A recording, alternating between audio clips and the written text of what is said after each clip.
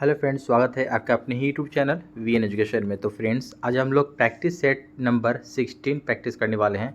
इससे पहले ध्यान देंगे आप लोग के 1 से लेकर 15 तक प्रैक्टिस लग चुका है। इसका प्लेलिस्ट बना हुआ है दोस्तों, जाइए और रिवीजन स्टार्ट कर दे आप लोग। इसके साथ साथ और भी ध्यान देंगे कि काफ़ी सारे पब्लिकेशन का हम लोगों ने प्रैक्टिस सेट लगा रखा है, जैसे कि खान सर प्लेटफॉर्म का आपको वॉल्यूम 1 और वॉल्यूम 2, ज्ञान बिंदु जीएस एकेडमी का, और उसके साथ साथ क्राउन पब्लिकेशन और काफ़ी सारे पब्लिकेशन का इतना सारा लगा हुआ है। इतना सफिशियंट होता है दोस्तों किसी भी एग्ज़ाम की तैयारी करने के लिए। तो जाइए वहाँ पर जीके जीएस की प्रैक्टिस स्टार्ट कीजिए आप लोग, एग्ज़ाम का टाइम काफ़ी करीब है। तो चलिए चलते हैं सीधे प्रश्न की ओर। प्रश्न की ओर जाने से पहले एक रिक्वेस्ट है कि जो भी अगर चैनल को विजिट करके नए आए हैं, हमारे चैनल को सब्सक्राइब करें और अपने दोस्तों को भी शेयर ज़रूर कर दें। चलिए देखते हैं आज का पहला प्रश्न। तो फ्रेंड्स, सेशन स्टार्ट करते हैं। सेशन स्टार्ट होने से पहले एक बार सेशन को लाइक कर दें और अपने दोस्तों को शेयर ज़रूर कर दें जल्दी से। देखते हैं आज का पहला प्रश्न कहता है कि निम्नलिखित में से कौन सा या से गैर न्यायोचित अधिकार नहीं है। ध्यान दीजिएगा, कह रहा है कि कौन सा गैर न्यायोचित अधिकार इनमें से नहीं है कहता है।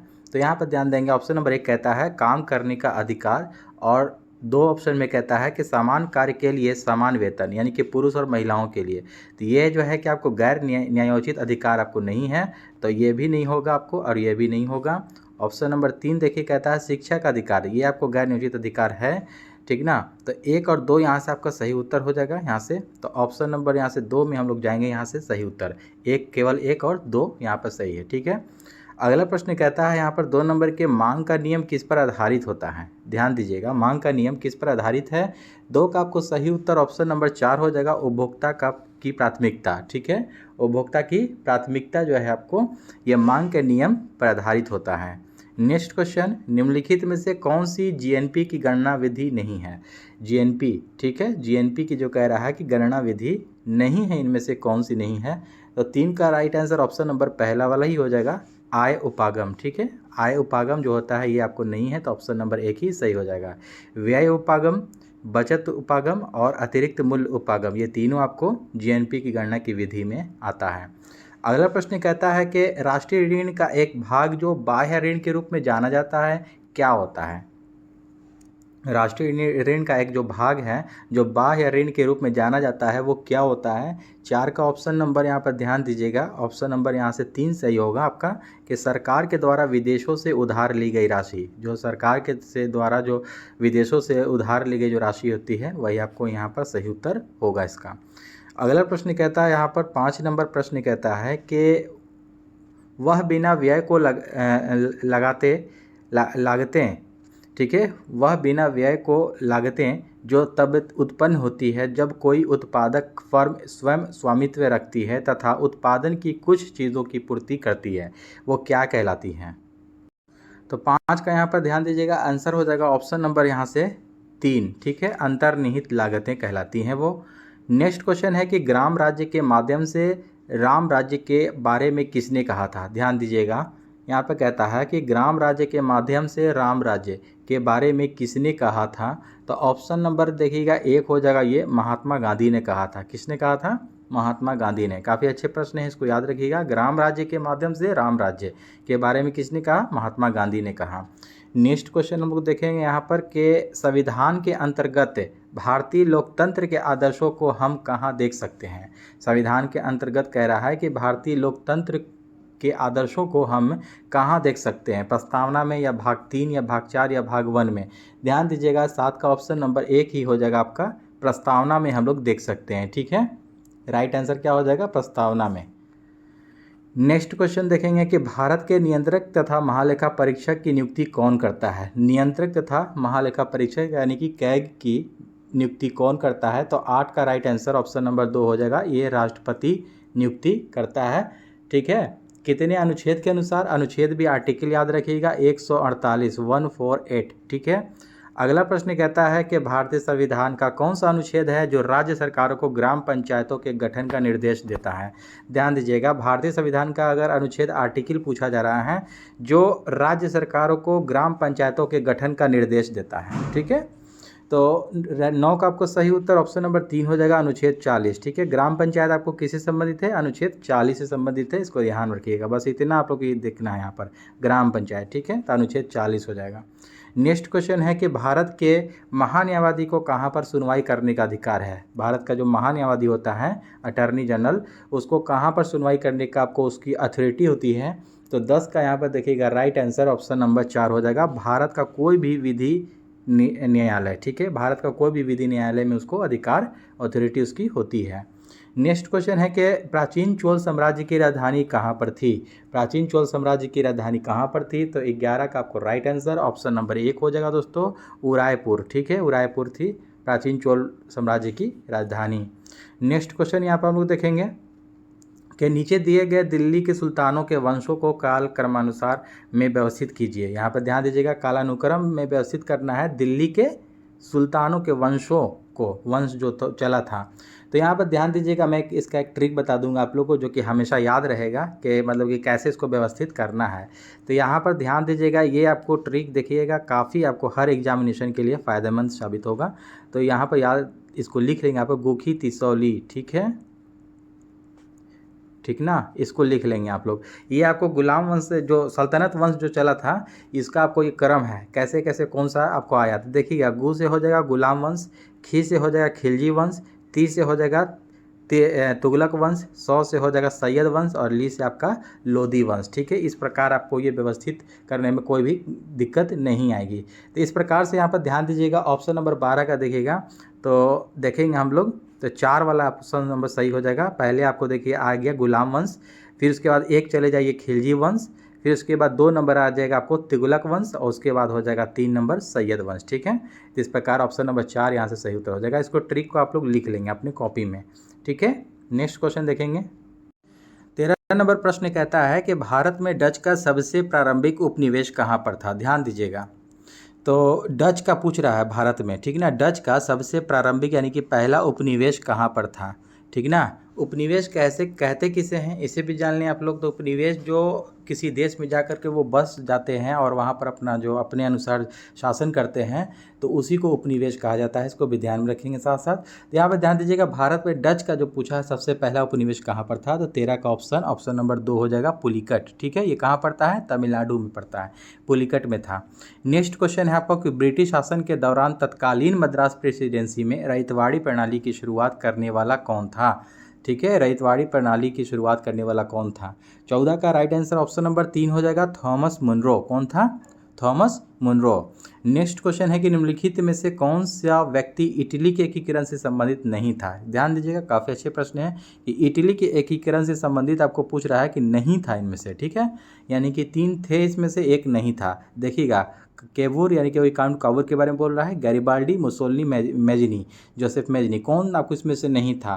तो ध्यान दीजिएगा, ऑप्शन नंबर यहाँ पर मुसोलिनी में हम लोग चले जाएंगे, ऑप्शन नंबर 3। ठीक है, मुसोलिनी जो है ये आपको इटली के एकीकरण से संबंधित नहीं था। काउंट काबूर भी था, गैरिबाल्डी भी था, जोसेफ मेजनी भी था।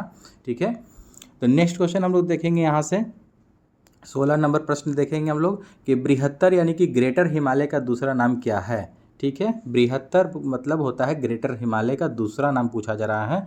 16 का आपको राइट आंसर ऑप्शन नंबर 1 हो जाएगा, हिमाद्री। क्या हो जाएगा, हिमाद्री यहाँ से आपका सही उत्तर हो जाएगा।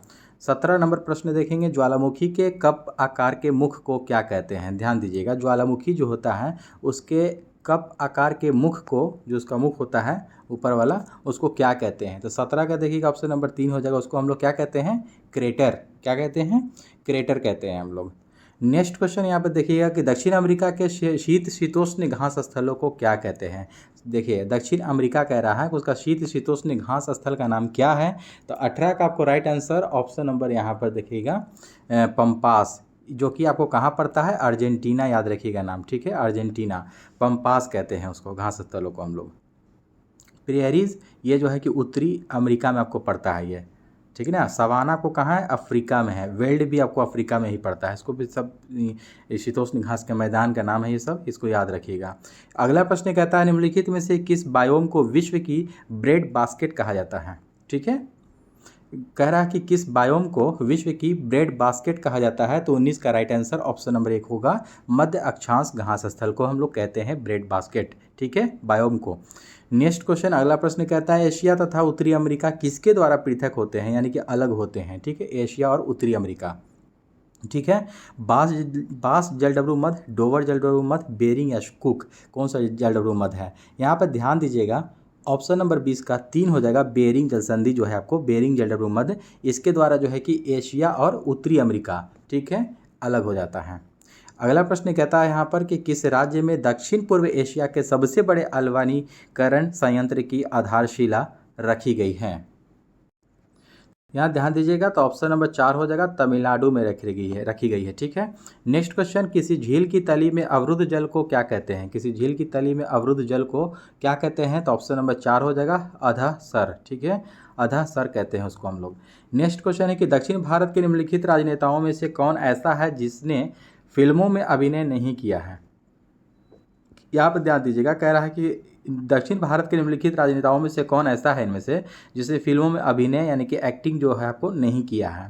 तो यहाँ ध्यान दीजिएगा, ऑप्शन नंबर हम लोग यहाँ से पढ़ेंगे तो क्या हो जाएगा, 23 का देखिएगा राइट आंसर ऑप्शन नंबर 1 हो जाएगा, CN अन्नादुरई। CN अन्नादुरई इन्होंने आपको अभिनय यानी कि एक्टिंग फिल्मों में नहीं किया है, ये साउथ इंडियन में, ठीक है। नेक्स्ट, जयललिता ने किया है, NT रामाराव ने भी किया है और MG रामचंद्रन ने भी किया है। अगला प्रश्न कहता है, निम्नलिखित में से कौन सा ऐसा दिवस है जो हर वर्ष किसी निश्चित तिथि पर नहीं मनाया जाता है? किसी भी आपको निश्चित तिथि पर आपको नहीं मनाया जाता है, कौन सा वो दिवस है? ठीक है, तो 24 का ऑप्शन नंबर देखिएगा 4 हो जाएगा, यहाँ से देखिएगा विश्व पर्यावास यानी कि हैबिटेट दिवस, ठीक है, विश्व पर्यावास दिवस। ये आपको कोई भी एक फिक्स डेट पर नहीं मनाया जाता है, ठीक ना। इस प्रकार से आपको ये हो जाएगा, चार का आपको 4 नंबर आंसर हो जाएगा यहाँ से। ध्यान दीजिएगा, साथ साथ इसे भी हम लोग देखेंगे कि विश्व पर्यावरण दिवस कब मनाया जाता है। तो पर्यावरण दिवस आपको 5 जून को मनाया जाता है, इसको भी याद रखिएगा, 5 जून, ठीक है। अंतर्राष्ट्रीय महिला दिवस 8 मार्च को हम लोग मनाते हैं, ठीक है, सभी लोग जानते होंगे। अंतर्राष्ट्रीय मित्रता दिवस यानी कि आपको मितव्ययिता दिवस जिसको कहा जाता है, मैत्री दिवस, तो ये हो जाएगा आपको 30 जुलाई को मनाया जाता है। ये सभी लोग इसको नोट डाउन, ठीक है, note down in your copy, अपने बुक में लिख लेंगे कॉपी में। अगला प्रश्न कहता है यहाँ पर, निम्नलिखित में से कौन सी उपन्यास भारत के स्वतंत्रता सेनानियों के लिए प्रेरणा का स्रोत बनी थी? ध्यान दीजिएगा, यहाँ पर आपको सही उत्तर 25 का राइट आंसर 2 हो जाएगा, आनंद मठ, ठीक है ना। आनंद मठ कह रहा है कि एक उपन्यास जो पूछ रहा है इनसे कि भारत के स्वतंत्रता सेनानियों के लिए एक प्रेरणा यानी कि जो होता है मोटिवेशन बना था स्रोत, तो आनंद मठ है, ठीक ना। बंकिम चंद्र चटर्जी के द्वारा ये लिखा गया था आनंद मठ, इसको ध्यान रखिएगा, ठीक है। वंदे मातरम जो गीत जो लिया गया है आनंद मठ से ही लिया गया है, इसको भी ध्यान रखिएगा। अगला प्रश्न कहता है कि स्वराज पार्टी के संस्थापक कौन थे? स्वराज पार्टी के संस्थापक कौन थे इनमें से? तो 26 का 4 हो जाएगा दोस्तों, देशबंधु चित्तरंजन दास, ठीक है, CR दास, ठीक है। ध्यान दीजिएगा, जो गया में जो आपको 1922 में जो अधिवेशन हुआ था, वहाँ आपको इन्होंने ही अध्यक्षता किया था भारतीय राष्ट्रीय कांग्रेस का। नेक्स्ट क्वेश्चन है कि निम्नलिखित में से कौन सा स्मारक विश्व धरोहर के स्मारकों में सबसे पहले बसा हुआ स्मारक है? ध्यान देंगे, तो 27 का राइट आंसर ऑप्शन नंबर 3 हो जाएगा, जैसलमेर किला, ठीक है, जैसलमेर किला हो जाएगा यहाँ सबका सही उत्तर, 27 का 3 ऑप्शन नंबर हो जाएगा। अगला प्रश्न कहता है कि भारत का सबसे बड़ा सिंचाई नहर है? ध्यान देंगे, भारत का सबसे बड़ा सिंचाई नहर पूछ रहा है, ठीक है, इरिगेशन कैनाल, तो यहाँ पर ध्यान दीजिएगा, राइट आंसर ऑप्शन नंबर 4 हो जाएगा, यहाँ से ऑप्शन नंबर 4 हो जाएगा, ऊपरी गंगा नहर, ठीक है, ऊपरी गंगा नहर। नेक्स्ट क्वेश्चन है आपको, खिलजी राजवंश का शासन काल था। ध्यान दीजिएगा, खिलजी राजवंश जो आपको चला था सल्तनत काल में, ठीक ना, उसमें आपको ये शासन काल पूछ रहा है कि इसका कब से कब तक चला था। ध्यान दीजिएगा, तो ऑप्शन नंबर यहाँ पे देखिएगा, हम लोग 29 का प्रश्न देखेंगे तो 2 वाला ही हो जाएगा, खिलजी वंश जो चला था, जो अलाउद्दीन खिलजी इसमें आपको इसका राजा था, ठीक है, इसको ध्यान में आ गया होगा आप लोगों को। 1290 से 1320 तक चला था, जिसमें कि आपको अलाउद्दीन खिलजी जो है कि 1296 से 1316 उन्होंने राज किया था, ठीक है। यानी कि इसका जो खिलजी वंश जो टोटल चला था 1290 से 1320, इसको ध्यान में रखेंगे आप लोग। 30 नंबर प्रश्न कहता है कि बिहार के पटना संग्रहालय की सर्वाधिक चर्चित मूर्ति कौन सी है? ध्यान दीजिएगा, बिहार का जो पटना संग्रहालय है ना, उसमें आपको सबसे चर्चित मूर्ति कौन सी है? तो 30 का 4 में चले जाइए, दीदारगंज से प्राप्त यक्षिणी की मूर्ति। दीदारगंज से जो आपको प्राप्त हुआ है यक्षिणी की मूर्ति, वो आपको सबसे चर्चित मूर्ति है पटना संग्रहालय, ठीक है, पटना म्यूजियम में यानी कि।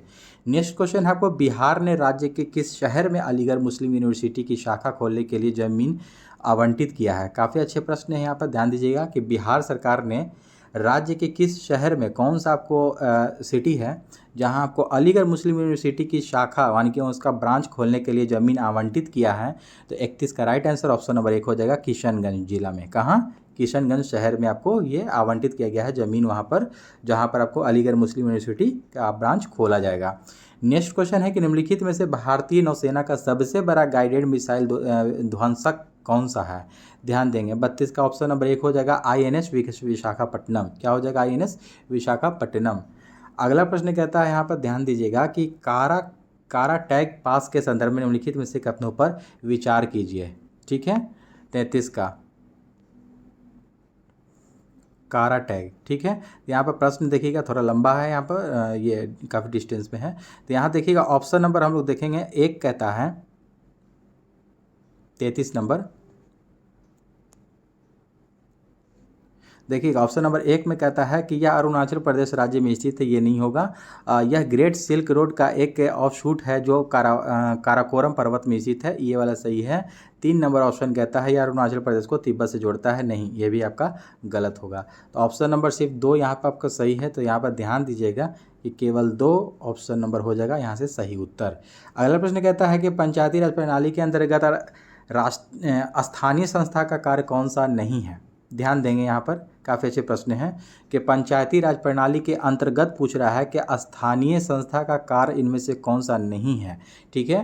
तो 34 का आपको राइट आंसर ऑप्शन नंबर 3 हो जाएगा, कानून और व्यवस्था। कानून और व्यवस्था जो है कि पंचायती राज प्रणाली के अंतर्गत स्थानीय संस्था का कार्य नहीं है। अदरवाइज स्वास्थ्य कार्य आपको आ जाता है, शिक्षा भी हो जाता है, जन्म मृत्यु पंजीकरण भी हो जाता है।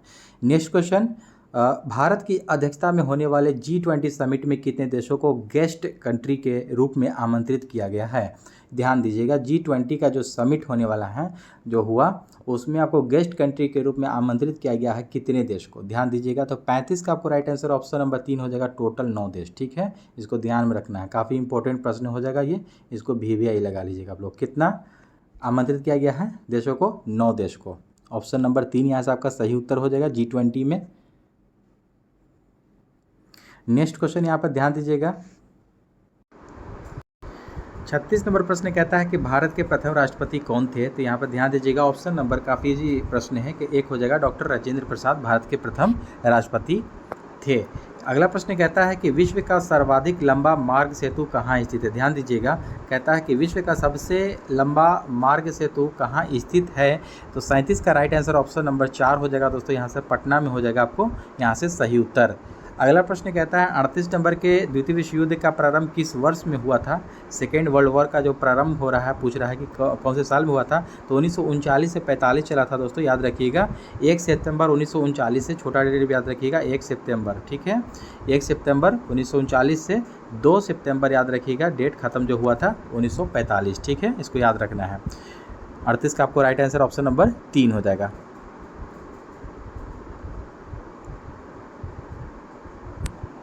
अगला प्रश्न कहता है कि नचारी राग का सृजन बिहार में किसने किया था? ध्यान दीजिएगा, नचारी राग का सृजन बिहार में किसने किया था? 39 का राइट आंसर ऑप्शन नंबर 3 हो जाएगा, महाकवि विद्यापति ने किया था। किसने? महाकवि विद्यापति। 40 नंबर प्रश्न कहता है कि किस बैंक ने नए प्रकार के बचत खाते इन्फिनिटी सेविंग्स अकाउंट्स लॉन्च किया है? ध्यान दीजिएगा, कौन सा बैंक जो है कि इन्फिनिटी सेविंग्स अकाउंट लॉन्च किया है? यहाँ ऑप्शन नंबर 2 हो जाएगा, एक्सिस बैंक, ठीक है, एक्सिस बैंक ने ये लॉन्च किया है।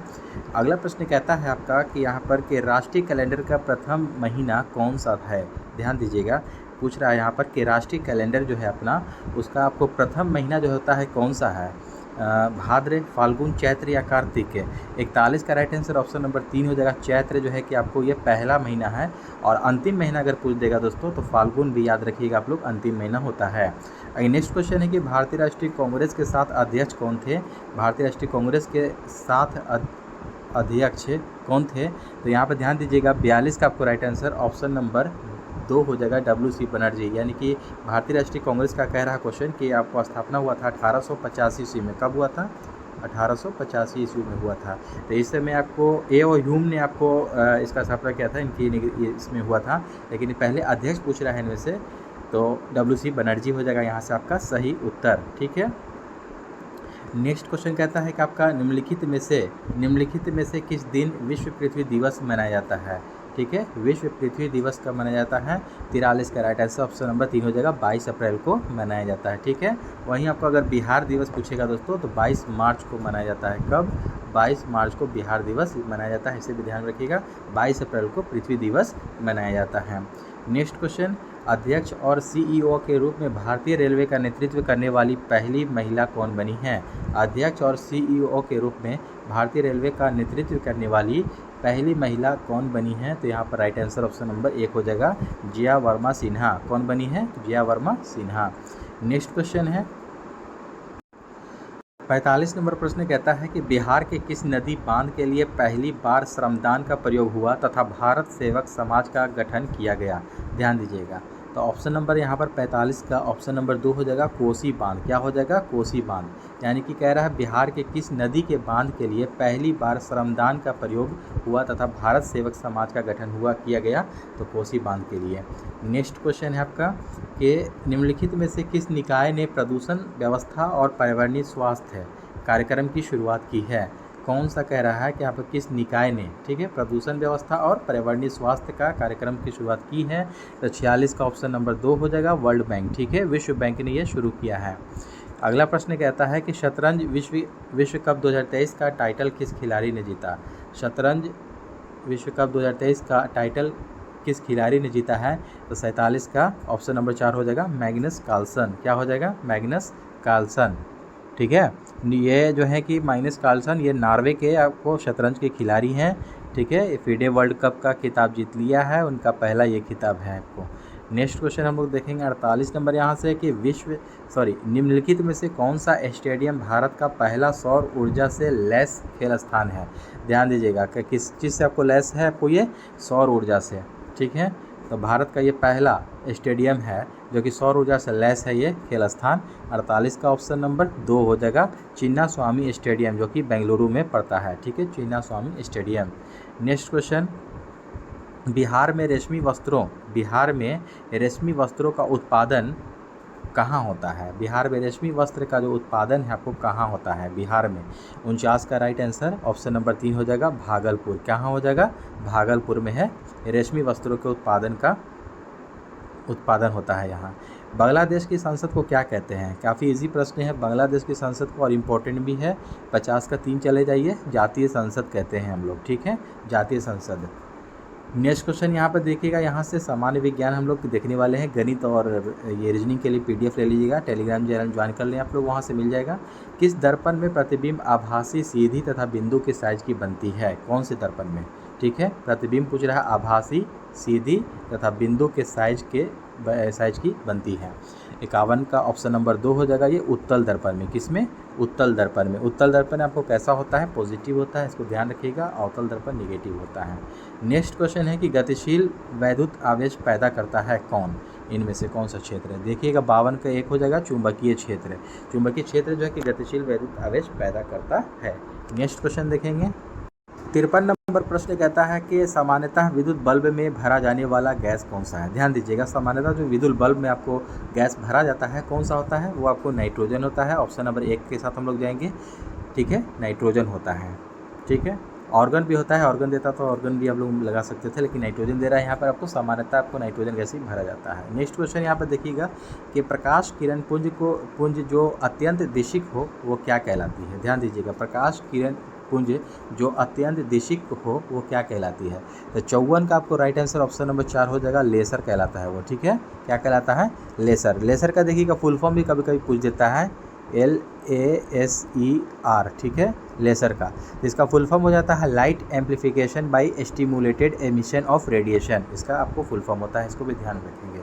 नेक्स्ट क्वेश्चन है कि रात के समय आवासीय क्षेत्र में शोर का अनुमत स्तर कितना होता है? रात के समय पूछ रहा है, आवासीय क्षेत्र में शोर का जो आपको होता है कितना डेसिबल होता है? तो 55 का आपको राइट आंसर ऑप्शन नंबर 1 हो जाएगा, 45 डेसिबल। ठीक है, 45 डेसिबल। ठीक है, नेक्स्ट क्वेश्चन है आपका कि प्रिज्म से गुजरने पर प्रकाश का कौन सा रंग सबसे अधिक विचलन दर्शाता है। सबसे अधिक आपको विचलन कह रहा है यहाँ पर, ठीक ना, दर्शाता है कौन सा रंग प्रिज्म से गुजरने पर। तो 56 का आपको राइट आंसर ऑप्शन नंबर देखिएगा 3 हो जाएगा बैगनी। ठीक है, ठीक है, बैगनी यानी कि वॉयलेट रंग जो होता है सबसे ज़्यादा। क्योंकि देखिएगा एक जैसे कि ये प्रिज्म है, इसे जब हम लोग सूर्य का जैसे श्वेत प्रकाश हम लोग गुजारते हैं तो ये 7 भागों में बढ़ जाता है। ठीक है, 7 भागों में ये बढ़ जाता है। तो इस प्रकार से सबसे नीचे आपको विबजियोर इसको हम लोग कहते हैं, वायलेट रंग होता है यानी कि बैगनी, सबसे ज़्यादा आपको विचलन दर्शाता है। और सबसे कम पूछ देगा तो रेड के साथ चले जाइएगा, लाल रंग का। ठीक है, नेक्स्ट क्वेश्चन यहाँ पर देखिएगा, ट्रांसफार्मर के करोड़ के लिए सर्वोत्तम द्रव्य क्या है। तो 57 का राइट आंसर ऑप्शन नंबर यहाँ पर 4 हो जाएगा दोस्तों, नर्म लोहा। ठीक हो जाएगा, क्या हो जाएगा, नर्म लोहा। नेक्स्ट क्वेश्चन कि आंखों की रेटिना कार्य करती है। ध्यान दीजिएगा, आंखों की रेटिना जो कार्य करती है, 58 का ऑप्शन नंबर 3 हो जाएगा। कैमरे में फिल्म की तरह ये कार्य करती है हमारी आंखों की रेटिना। नेक्स्ट क्वेश्चन है आपको कि निम्नलिखित में से किस पद्धति से ऑक्सीजन नहीं तैयार की जाती है। किस पद्धति से ऑक्सीजन नहीं तैयार की जाती है, किस पद्धति से। तो 59 का राइट आंसर ऑप्शन नंबर यहाँ पर देखिएगा तो 4 हो जाएगा दोस्तों, मैंगनीज डाइऑक्साइड का वियोजन। ठीक है, मैंगनीज डाइऑक्साइड का वियोजन से तैयार नहीं होता है। अगला प्रश्न है, निम्नलिखित में से कौन सा मानव नेत्र में पुतली के आकार को नियंत्रित करता है। कौन सा है जो कि मानव नेत्र में पुतली के आकार को कंट्रोल करता है, नियंत्रित करता है। तो 60 का ऑप्शन नंबर 2 हो जाएगा, परितारिका। ठीक है, जिसको हम लोग आइरिस कहते हैं इंग्लिश में, परितारिका। नेक्स्ट क्वेश्चन है कि एक अवतल दर्पण में यदि बिंब को वक्रता केंद्र पर रखते हैं तो बनने वाली प्रतिबिंब कैसी होगी, कैसी होगी। तो यहाँ पर ध्यान दीजिएगा, 61 का आपको राइट आंसर ऑप्शन नंबर 61 का आपको 4 हो जाएगा, वक्रता केंद्र पर स्थित। क्या हो जाएगा, एक वक्रता केंद्र पर स्थित है। नेक्स्ट क्वेश्चन, सोडियम थायोसल्फेट का उपयोग फोटोग्राफी में किसके कारण से होता है। तो सोडियम थायोसल्फेट का उपयोग है। तो 62 का राइट आंसर ऑप्शन नंबर 2 हो जाएगा, वर्ण यानी कि रंग बनाने की क्षमता। ठीक है, वर्ण यानी कि रंग बनाने की क्षमता का उपयोग फोटोग्राफी में इसके कारण होता है, सोडियम थायोसल्फेट का। नेक्स्ट क्वेश्चन है आपको कि ग्लूकोज के अणु खाली स्थान में टूटते हैं। किस में टूटते हैं, ग्लूकोज के अणु। ठीक है, ग्लूकोज के जो मॉलिक्यूल होते हैं वो किस में टूटते हैं। 63 का राइट आंसर ऑप्शन नंबर 1 हो जाएगा, पायरुविक एसिड। ठीक है, पायरुविक अम्ल। अगला प्रश्न है कि किस प्रकार के पौधों में तना कमज़ोर होता है तथा ये आसपास के ढांचे की सहायता से ऊपर चढ़ते हैं। ध्यान दीजिएगा, काफ़ी अच्छे प्रश्न है। कह रहा है 64 का ऑप्शन नंबर यहाँ पर देखिएगा 2 हो जाएगा, आरोही। ठीक है, आरोही क्रम जो कहते हैं, जिसको हम लोग असेंडिंग ऑर्डर कहा जाता है। ठीक है, इंग्लिश में। तो क्या कह रहा क्या यहाँ पर क्वेश्चन कि किस प्रकार के पौधों में तना जो है कि कमज़ोर होता है और तथा यह आसपास के ढांचे की सहायता से ऊपर चढ़ता है। तो ये आरोही आपको हो जाएगा। ये जैसे कि आरोही, जैसे लत्तर वगैरह जो होता है ना किसी चीज़ का, जैसे सेम वगैरह का सब्जी जो होता है उसको चढ़ाया जाता है, तो ये आपको आरोही किसी चीज़ के सहारे दे करके चढ़ाया जाता है। नेक्स्ट क्वेश्चन है कि किस प्रकार के पौधे बहुत ऊंचे होते हैं तथा इनके तने सुदृढ़ एवं गहरे भूरे होते हैं। ठीक है, बहुत ऊंचे होते हैं किस प्रकार के पौधे तथा इनके तने जो हैं आपको तना सुदृढ़ एवं गहरे भूरे होते हैं। 65 का आपको राइट आंसर ऑप्शन नंबर यहाँ पर ध्यान दीजिएगा 1 हो जाएगा, वृक्ष। ठीक है, वृक्ष हो जाएगा यहाँ से आपका सही उत्तर। निम्नलिखित में से किसे एक गतिशील सजीव इकाई कहा जाता है। गतिशील सजीव इकाई कहा जाता है। तो 66 का ऑप्शन नंबर 3 हो जाएगा, वन। यहाँ से क्या हो जाएगा सही उत्तर, वन। अगला प्रश्न है कि शाक सब्जी और फल हमारे आहार का हिस्सा होना चाहिए क्योंकि ये किसे बढ़ाते हैं। ध्यान देंगे यहाँ पर कि कह रहा है कि शाक सब्जी और फल हमारे आहार का हिस्सा होना चाहिए क्योंकि ये किसे बढ़ाते हैं, किसे बढ़ाते हैं ये। तो 67 का देखिएगा 1 हो जाएगा, क्रमाकुंचन। क्रमाकुंचन को ये बढ़ाते हैं। नेक्स्ट क्वेश्चन कि दूध में कौन सा प्रोटीन शर्करा युग में होता है। दूध में कौन सा प्रोटीन शर्करा युग में होता है। 68 का ऑप्शन नंबर 2 हो जाएगा, केसीन यानी कि लैक्टोस। ठीक है, केसीन लैक्टोस। नेक्स्ट क्वेश्चन ध्यान दीजिएगा, अगर दूध का अगर पूछता है जैसे कि पीला रंग किस कारण से होता है तो कैरोटीन के कारण होता है दूध का पीला रंग, और वाइट रंग केसीन के कारण। ठीक है, नेक्स्ट क्वेश्चन 69 नंबर देखेंगे हम लोग कि मलेरिया मादा एनोफिलीज से फैलता है, इसकी खोज किसने की थी। मलेरिया जो है कि आपको मादा एनोफिलीज मच्छर के काटने से फैलता है, इसकी खोज आपको किसने किया था। 69 का राइट आंसर ऑप्शन नंबर 4 हो जाएगा, रोनाल्ड रॉस ने किया था। किसने, रोनाल्ड रॉस ने किया था। ये दे है रोनाल्ड रॉस ने। 69 का ऑप्शन नंबर 4 हो जाएगा। नेक्स्ट क्वेश्चन है यहाँ पर ध्यान दीजिएगा कि BCG का टीका कितनी उम्र में लगाया जाता है। BCG का टीका तो BCG का टीका जो है आपको यहाँ पर राइट आंसर ऑप्शन नंबर 70 का 4 हो जाएगा। 15 दिन के भीतर लगता है, यानी कि 15 डेज आपको BCG का टीका लगाया जाता है। ठीक है, नेक्स्ट क्वेश्चन है कि प्लेग किससे फैलता है। ध्यान दीजिएगा कि प्लेग जो होता है आपको ये चूहा के काटने से ये बीमारी फैलता है। ये प्लेग तो किससे होता है, ये वायरस से होता है। ध्यान दीजिएगा 71 का ऑप्शन नंबर 1 हो जाएगा, सॉरी माफ़ कीजिएगा, जीवाणु हो जाएगा यहाँ से प्लेग। प्लेग जो है कि आपको ये एक ट्रिक में बताता हूँ, टिहेटा छठी प्लेग का आपको निगोसी, ये जो है आपको जीवाणु के कारण ये फैलता है चूहा से। ठीक है, ऑप्शन नंबर 1 यहाँ से आपका सही उत्तर हो जाएगा जीवाणु, सही उत्तर। ठीक है, जीवाणु का खोज किसने किया था दोस्तों, तो यहाँ पे ध्यान दीजिएगा जीवाणु का खोज किसने किया था, तो लीवेनहॉक नाम याद रखिएगा, लीवेनहॉक है। और वायरस विषाणु का खोज इवान विस्की ने किया था, इनका भी नाम याद रखेंगे। नेक्स्ट क्वेश्चन है कि 72 नंबर, निम्नलिखित में से कौन से ग्रहों के चारों ओर घूमने वाले उपग्रह नहीं हैं। निम्नलिखित में से कौन से ग्रहों के चारों ओर घूमने वाले उपग्रह इनमें से नहीं हैं। देखिएगा आपको पिछली सेट में भी मैं ये प्रश्न बताया था, आया था। तो 72 का आपको राइट आंसर ऑप्शन नंबर 2 हो जाएगा, बुध और शुक्र। बुध और शुक्र ऐसा ग्रह है जिसके कोई भी उपग्रह नहीं है। यहाँ पर वही क्वेश्चन आपको पूछ रहा है, यहाँ पर राइट आंसर ऑप्शन नंबर 2 हो जाएगा। ठीक ना। नेक्स्ट क्वेश्चन यहाँ पर देखिएगा कि निम्नलिखित में से किसके भीतर बृहस्पति का गैलीलियन उपग्रह नहीं है। निम्नलिखित में से किसके भीतर बृहस्पति का गैलीलियन उपग्रह नहीं है, तो 73 का राइट आंसर ऑप्शन नंबर 4 हो जाएगा, डिमोस। ठीक है, किसके भीतर बृहस्पति का गैलीलियन उपग्रह नहीं है पूछ रहा है, यानी कि बृहस्पति का। देखिएगा डिमोस जो है ये किसका उपग्रह है, ये आपको मंगल चले जाइए। ठीक है, मंगल का है, मार्स गैस का है ये। तो एक डिमोस है, एक फोबोस भी नाम का है। ठीक है ना, याद रखिएगा फोबोस।